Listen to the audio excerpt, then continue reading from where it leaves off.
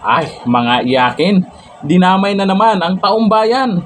Matapos hindi magtagumpay ang kanilang pagpapa-impeach kay VP Sara Duterte. O eto, pakinggan po natin.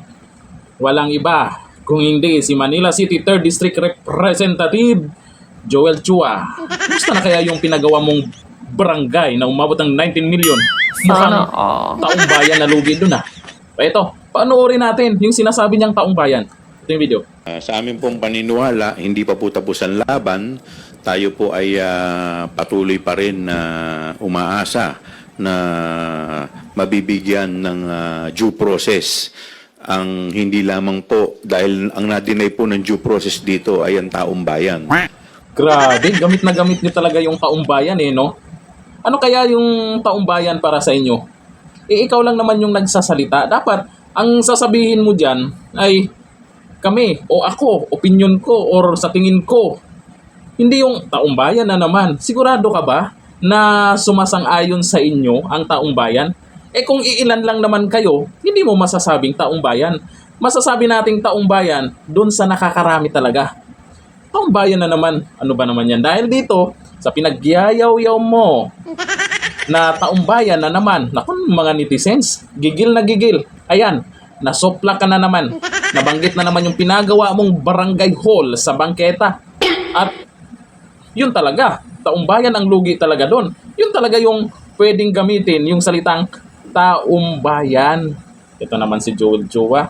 Naghahanap na lang kayo ng kakampi, yung hindi pa kayo kinakampihan. Yung taong bayan. O tingnan nyo ha, yung mga komento ng mga netizens. O sabi dito, ito yung mga taong bayan. Sabi ni Jay Labagis, anong taong bayan? Huwag nyo kami isali sa kalokohan nyo. Iilan lang naman kayo sasabihin mo taong bayan. O diba? O sabi ni Makoy, eto na naman gamit ang taong bayan. Yung barangay hall mo, galit doon ang taong bayan. Kasi sa bangketa mo tinayo, 19M pa. Sana Ngayon, napulbos na. Pinatibag na ni Orme. Eh, dahil ba naman nasa bangketa? Eh di pinapaalis nga ni Orme. Dapat nga paalisin yung mga nakaharang sa bangketa, mga nakaparking. Kasi yung bangketa para sa mga naglalakad yun, para may daraanan.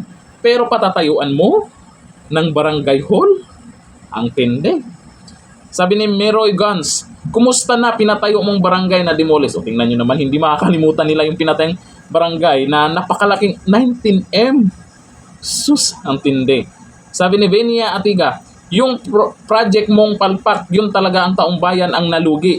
Dapat ibalik mo ang pera ng taong bayan. Naku, ibalik. Naku, malabo pa sa sabaw ng pusit yan.